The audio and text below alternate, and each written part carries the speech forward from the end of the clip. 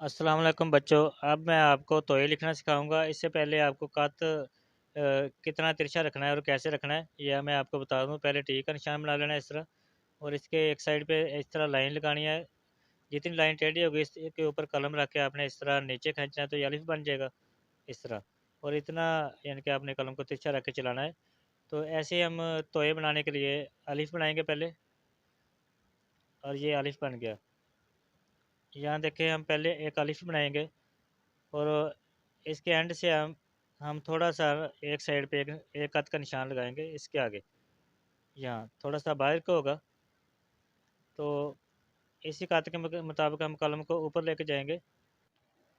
जिस तरह मैं आपको पहले भी बता चुका हूँ कि कलम को कितना तिरछा रखना है, इस हिसाब से इस निशान के मुताबिक रखना है आपने। तो ऐसे ही आपने कलम को ऊपर से गोल करते हुए लेके आना है, और इस तरह एक कत का फासला छोड़ना है, और लंबाई के रुख का आपने दो कत का फासला छोड़ना है।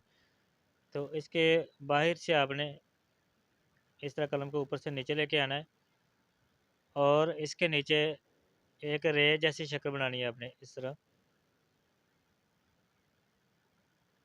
और अंदर से बीज जैसी शक्ल होनी चाहिए, जैसे तरबूज का बीज होता है। तो इस तरह ये एक तोय बन जाएगी। तो इसके जो अलिफ का फासला होता है, पैमाइश होती है, ये 4 कत की होती है।